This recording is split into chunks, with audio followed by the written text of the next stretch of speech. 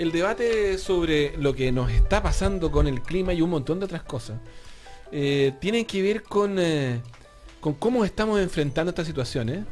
Y aquí vayan, por lo menos nos encontramos con 2 comentarios. Gente que dice, desde que yo nací esto no ha ocurrido, pero hay científicos que empiezan a decir, espérese, en 50 años se pueden repetir ciertos fenómenos, así que hay que analizarlo. Entra el análisis y entra un pensamiento más racional, o lo que estábamos comentando al inicio del programa, gente que empezaba a decir que esto era un huracán y de repente todos los medios, pero obviamente sí, y esto también venía desde el gobierno, por lo menos lo manifestó así Mahmoud Alewi, con respecto a un tema de tenemos que empezar a acostumbrarnos de que esto ya no cambió. Es un fenómeno aislado, ¿no? Ya no, claro, ya no va a pasar cada 100 años. Y claro, y de repente uno dice, en un momento teníamos una especie de anuncio de que iba a llegar el tema del calentamiento global y las repercusiones de un cambio climático severo, y de repente nos vemos que estamos metidos en medio de eso. Como que ya estábamos, oiga, va a entrar usted a un terreno y de repente estamos en la mitad del terreno. Y eso nos cambia todo, y de repente el Papa saca una encíclica sobre el medio ambiente, de repente Obama lo pone en su política pública, y nosotros estamos preocupados por un temporal. Y uno dice, uy, ¿cómo planificamos esto para el futuro? Con nosotros está Alex Godoy, académico, investigador y director del programa de Magíster en Gestión de Sustentabilidad Universidad del Desarrollo, y además una cantidad increíble de otros datos de tu currículum que no voy a mencionar ahora por ánimo del tiempo. ¿Cómo estás, Alex? Bien, Marco Sole. Bienvenido. No, gracias a ustedes por la invitación. Es un poco los lugares donde se puede hablar de cambio climático, aunque no lo crean.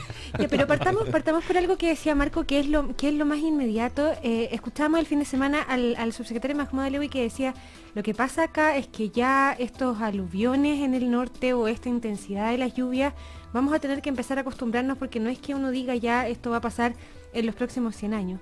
No va a pasar en los próximos 100 años, vamos a tener que empezar a acostumbrarnos a fenómenos climáticos que no habíamos visto, y desde esa lógica empezar a construir nuestras ciudades de manera distinta, empezar a pensar nuestras viviendas de manera distinta. A ver, quisiera abordar los 2 puntos de vista, un punto de vista técnico y después el punto de vista de política pública. Son 2 cosas absolutamente distintas. Desde el punto de vista técnico. Desde el punto de vista técnico, esto ya se sabía hace mucho tiempo. O sea, ponte tú las predicciones con respecto a los impactos del cambio climático. Nosotros ya no hablamos de los impactos del cambio climático, nosotros hablamos de adaptación al cambio. Esa es la terminología que se utiliza afuera, adaptación al cambio, y los países ya deberían estar trabajando sobre eso, o sea, en su política pública. Ya está, lo que estamos viendo y lo que se predijo desde el último informe de la CEPAL, cuando se predijo, de hecho los modelos están hechos sobre concentraciones de CO2 en la atmósfera más bajas que las que tenemos, o sea, en un fondo ha empeorado el escenario. Lo que se esperaba básicamente en Chile es una escasez hídrica en la zona central, con una alta pluviometría en la zona norte del país. Por tanto, en un fondo, periodos más bien de escasez hídrica en la zona central, el sur prácticamente no iba a tener ningún problema, mientras que en la zona norte íbamos a tener, digamos, lluvias mucho más intensas, lo que es el invierno boliviano, etcétera.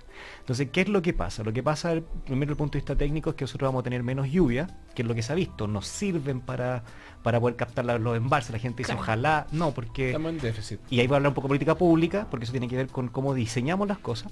Por lo tanto, vamos a tener en el sector central menos lluvia, pero más intensas.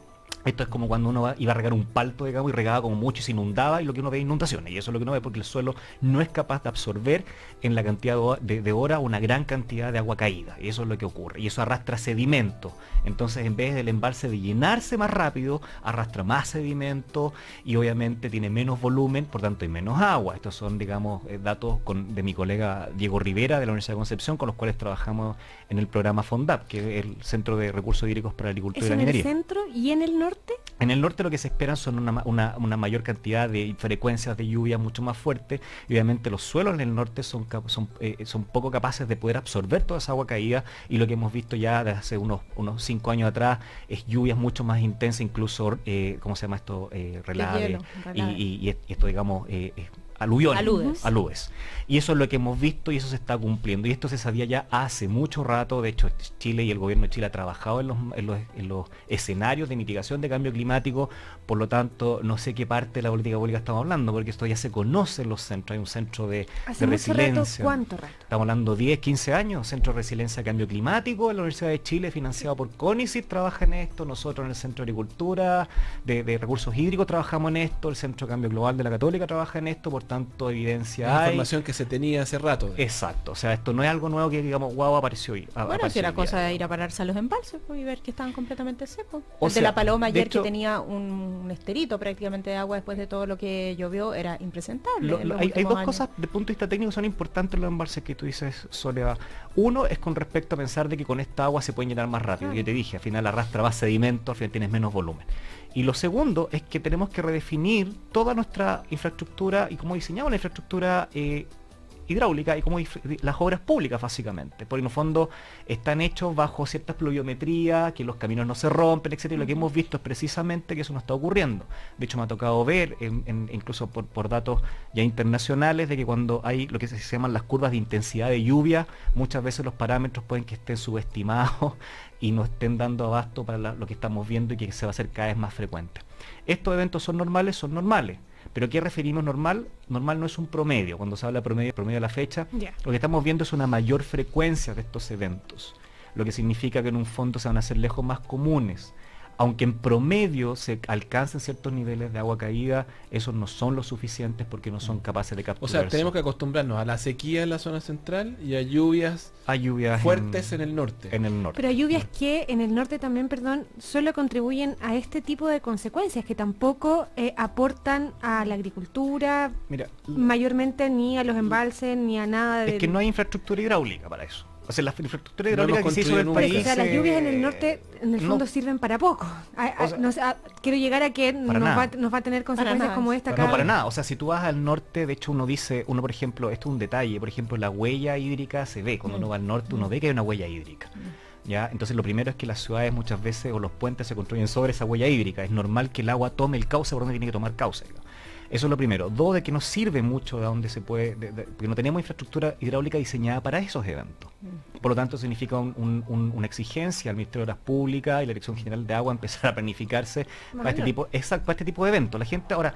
Hay una discusión que te dice, bueno, ¿qué es lo que hacemos? ¿Planificamos y nos metemos la mano al bolsillo para evitar este tipo o sale más barato enfrentar la catástrofe y paliarla? Es una decisión ya que depende de la política, no depende de la parte técnica. ¿Qué es lo que sería el mejor negocio para eso. nosotros? Pero ¿qué dicen ustedes Como país, detrás, digamos. como investigadores? O sea, lo que nosotros siempre pensamos que solo tenemos que prepararnos para en un fondo lo que es las emergencias. En un fondo para mí sigue valiendo más una vida y la infraestructura de hoy día que del futuro. O sea, aunque el costo no es solamente una relación costo-beneficio, es una cosa de cómo miramos también el país.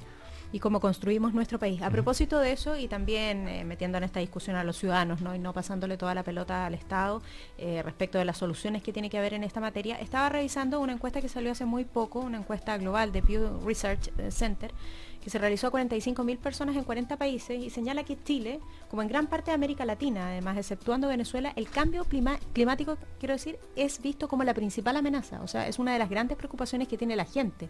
Acá se le pregunta a la gente, no a los gobiernos. ¿Y por qué? Porque eso está directamente relacionado con su inestabilidad económica. O sea, es la gente que Con está su preocupada, claro, vulnerabilidad. de sus cultivos, de la Que viene turbidez del agricultura, agua, claro. etcétera. Son ellos quienes se preocupan por esto. Entonces, ¿desde dónde también parar al ciudadano en esta discusión para esa colaboración? ¿O es el ciudadano el que ya está haciendo la pega? Porque estoy pensando, por ejemplo, en estas soluciones de cómo recoger el agua. Hay mucha gente privada, emprendedores que hacen eso para sus propios cultivos. No están esperando la mano de nadie, sino que ellos mismos están ideando, ingeniando soluciones para enfrentar este cambio climático. Yo te voy a ser honesto, siempre la discusión está entre si es más bien el ciudadano o los grandes consumidores. O sea, los datos que nosotros manejamos es que el 80% de la población trabaja para producir lo que consume el 20% más rico. Y eso lo sabe el Banco Mundial, lo sabe la CEPA, eso lo sabemos por datos. O sea, ni siquiera son mis datos, son datos oficiales. El Pareto. Ya, claro, en el fondo cómo se distribuye el ingreso. Ahora, en términos de sentido, ¿qué puede hacer la gente? La gente no puede hacer mucho, es marginal, o sea, tu casa está dimensionada para un consumo en el cual si pone una ampolleta más saltan los tapones, entonces que te digan, ya la gente ahorra, paga la luz, la gente ahorra agua. Entonces, Mira, el poner el el tema solamente el ciudadano, el consumo, es simplemente sacarle, digamos, quitarle el responsabilidad. bulto a lo que, o sea, nosotros no hemos hablado nunca de eficiencia hídrica al interior de la industria, han llegado el concepto de huellas hídricas, etcétera, y ahora es un tema, claro, es un tema porque el agua está siendo escasa. ¿Ya? Y segundo, de que en un fondo los temas energéticos se cruzan con temas de agua y se cruzan con temas del agro, o sea, y eso, digamos, no sé, porque gran parte de lo que tú comes y vas a comprar al supermercado es fruta que es la que no se exporta, o sea, cuánta agua está yendo ahí, si tú te das cuenta, yo voy a ser responsable de lo que estoy diciendo, ¿eh? Esto es premisa, pero al agricultor no le conviene, digamos, que en un fondo apuntar a la eficiencia hídrica, porque cuando existe escasez hídrica, y recuerda que la escasez hídrica y el estado de sequía es por decreto, o sea, se decretan. Sí. Y cuando se decretan, se levantan las restricciones para poder salir a comprar. Entonces, ¿qué te conviene a ti? Que se levanten Sube las el precio. restricciones, exacto, y empezar más que en un fondo te obliguen a un tema de eficiencia hídrica, o que incluso te digan, ¿sabes qué? La tercera o cuarta región se va a cultivar, se van a permitir ciertos tipos de cultivos según planificación territorial, porque no sé, por cierto, la cosa, cultivar palta, ¿me entendís? El consumo hídrico es demasiado alto para zonas críticas. ¿Qué piensas que van a ocurrir los gremios? Y eso ya es parte de la política ambiental que en otros países se han empezado a cuestionar rápidamente. Ahora, ¿qué pasa con la sustentabilidad, no? Porque de alguna manera también esto tiene que ver con una política sustentable, cuando todavía no entendemos, es decir, cuando tenemos el desarrollo social, cuando tenemos la inequidad por otro lado y el medio ambiente, pero entendido como tu contexto. La falta de compromiso para tener una política sustentable parece de todos los días, porque precisamente no planificamos nada así. Es cosa de revisar lo que pasó en Copiapó, en toda la zona. Cuando uno lo identifica, uno dice, bueno, aquí hay 3 o 4 cosas que se ven tan bien. Aquí está lleno de cuestiones que se dijeron hace 20 años que el conocimiento estaba, pero que nadie hizo nada, cero. ¿Cuándo tenemos que juntar esta idea de la emergencia permanente, que está ejemplificada tal vez en la ONEMI, y la idea, o las ineficiencias de la ONEMI, y la idea de planificar de verdad un país en donde queremos vivir y vamos a vivir bien? Yo creo dos aproximaciones. Uno es evitar los sesgos, y lo segundo, un poco más de técnica. Primero, ¿a qué me refiero con sesgo? Uno, que existe una fracción bastante importante que dice que en un fondo esto lo soluciona el problema del mercado, y mejoramos el mercado del agua como si mejorando el mercado del agua solucionáramos todas las transacciones de agua, como si eso hiciera llover más o llenar los embalses. Claro. Eso es mentira. Por tanto, se necesita una aproximación técnica de poder saber. Y yo te digo, honestamente, no tenemos, a pesar que tenemos buenos números, no tenemos un catástrofe digno de lo que hay de agua. Y lo segundo es pensar de que elevando el agua a derecho humano se soluciona. Sí. Si eso no va a hacer que llueva más. O sea, aquí lo que tenemos son soluciones técnicas que tienen que ver con eficiencia hídrica y de conectar los temas, y eso yo le agradezco a este espacio en los medios, de entender que la economía de un país se sustenta sobre los recursos naturales y los ecosistemas que tenemos. Y esos ecosistemas funcionan en torno al agua. Por lo tanto, si nosotros no cuidamos los recursos naturales, entre ellos el agua y otros recursos que son vitales, no se sustentan los sistemas productivos, no se sustenta la economía.